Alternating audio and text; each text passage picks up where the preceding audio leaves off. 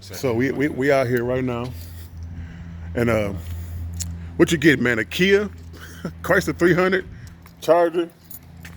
What you get? Price for 300. Hopefully, I'm just trying to pull out and win, and got a damn all-wheel drive. All-wheel drive. Hell yeah. Why you want all-wheel drive instead of just regular? Because a nigga be going places, and I'm not trying to get fucked up when I go there. I gotta look all military and spiffy. Okay. There ain't nothing to get you promoted than pulling out a kernel out of your fucking shit because you got all-wheel drive and the nigga next to you got a Charger that's only real wheel. Snow. I suck dick. All right. So tell me why. We know somebody wants you to get a Kia. Why aren't you buying a Kia? Because I want something that like I want to buy. Like I'm not trying to make payments for so long on something that I don't think is worth it. Or something that you said you don't want, probably, huh? Yeah.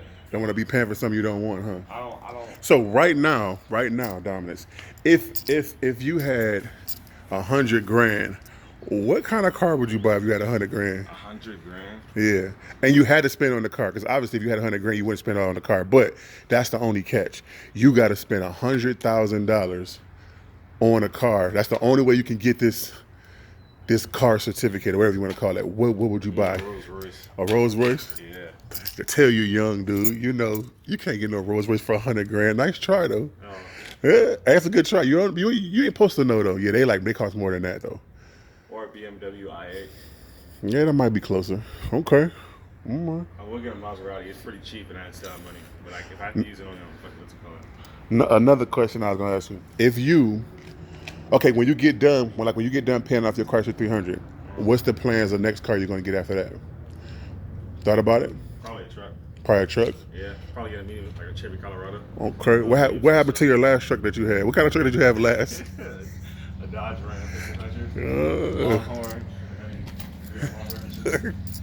I crashed it. You crashed it? Yeah. Well, so obviously I only get rumors, people telling me what happened, but what exactly happened in the accident? What happened? I was pulling up and I saw a guy, and I knew if I had to pull up this truck into this Mazda 3, I'm gonna kill it. Like there's no way this person's living. My truck is not going to. It's gonna kill them. So I tried to turn all the way over, and I still scraped it. I hit them, and then I couldn't go in between these two trees, so I hit a tree, and it fucked up my little frame. They told me I could fix it still, but they said that it's enough damage that we can lean it over to a total loss and pay it off. And I knew I was paying too much on the payment, so I said, just give it a total loss. I got that shit paid off. I dealt with it, and then That's pretty smart. That's good. So tomorrow we're gonna be looking for a Chrysler 300. That's what you want? Hell yeah. All right. Well, early in the morning. Early in the morning. Hey, you know me, man. I'm always up. Real niggas don't sleep. We just take naps. We just take naps. So what's the military like, man? Like, I mean, obviously that's a broad question, but like, what's your day like in the military? Like, it's just with duties and everything. The military, I could say it changes all depending on what your MOS is. Mine's a 13 Bravo, so I fix shit and I shoot stuff. I really can't do my job because unless I'm killing somebody, so unless I'm deployed, I can't do anything. Okay. But the thing is that I'll ever say to anyone who take out under the military is you take from it what you get from it. So if I teach you all this stuff, you may not have it on a degree. You may not be doing what you think you want to do, but what you take from it is what you can learn and give to the world. Also, if you want to excel in the Army, you got to forget shit. You can't be a dude who holds grudges. If you hold grudges, then you're gonna hate your whole life in the military. I've had days that I just felt like, why the fuck did I join the Army? Yeah. But as soon as I went home, I forgot it, and I came up the next day and said, "Who's trying to get this ass whipping?" Fuck. I'll whip anyone in PT. I don't give a fuck.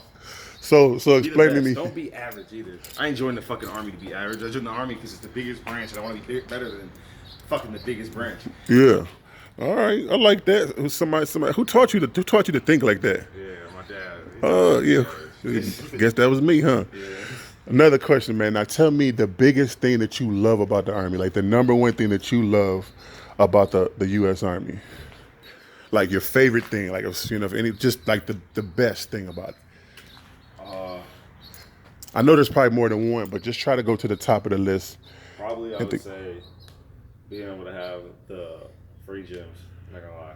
Really? Like being pushed to do PT, having my unit's not really good in camaraderie and stuff. Yeah. But I love the strive to like do the normal shit. Yeah. Why aren't you doing this? Why aren't you working out times this? Why aren't you just pushing yourself? Why don't your body look like this? I like you. Everyone wanting to better themselves. Even the people who are shitbags and hate their lives and want to get out, they're still like, hey, bro, you need to finish that rep. Like, Yeah. You still gotta work. I like how everyone puts in work, even the ones who don't want to. Strive pretty much to do the best that they possibly can do, even if they don't want to. Even if they don't want to. It's just built into you. Yeah. That we're gonna get this shit done.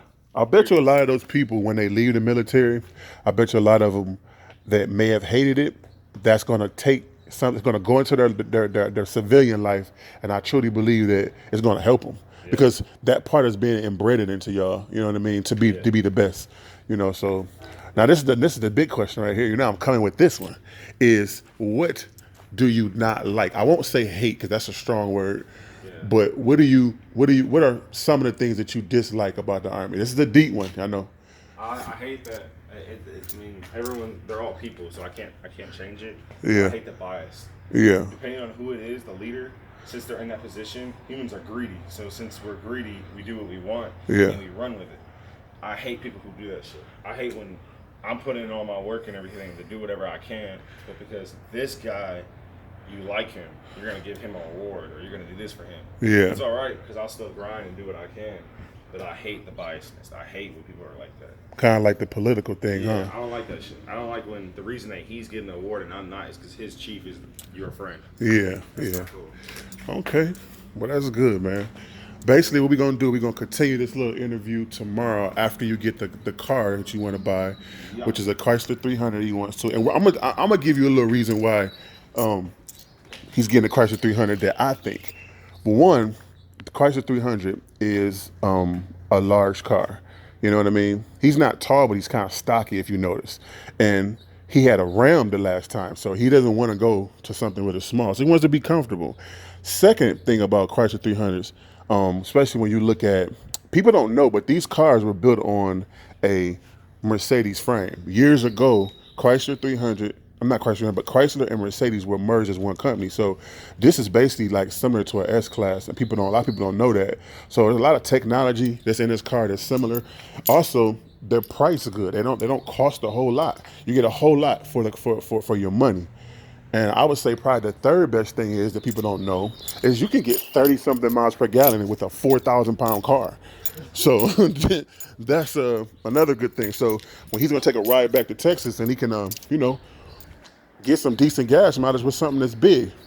Maybe one more thing is that safe. These cars are pretty safe. You know, you hit one of these big cars, you're going to have a problem, man.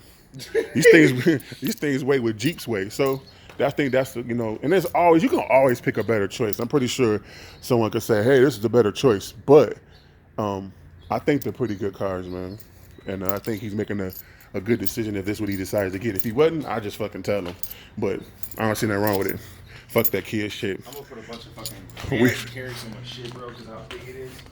Oh, yeah. All the shit I want to take home. Yeah. It's only gonna be me. I can pack this whole thing in the back. Yeah. The back is big as fuck. Yeah. Like, I thought it wasn't because this thing's so big. Yeah. It goes right underneath it. I was looking at it and it has more fucking shit than the Impala. The biggest thing I'd say that's a disadvantage against the Chrysler 300 is the gas, like the tank. Yeah. It's only a 19.5. Yeah. Which, don't get me wrong, that's still a lot, but for as big as it is. Yeah. I'm gonna tell you why. I'm gonna tell you why the tank's not that big, because it gets really good gas mileage. So, like, I think the range on these, man, on the highway, they're like almost 500 miles. Yeah. So if you're going to El Paso, I'm gonna tell you how many times you have to fill up. 3. Yeah, I know. 3 times you're going to be there. So they had to make the tank so big because the car truly, man, is pretty good on gas. It's only got a 3.6 in it. That's all that's in here. You get like an old Intrigue or something with a 3.8. This motor is smaller. But this thing produces, 290 horsepower, though. You know what I'm saying? Like back in the day, that's what like a F-150 would produce. You know what I mean? Like 15 years ago. So that's about it, y'all. About to go back and get back in the old Lexus and roll out, man.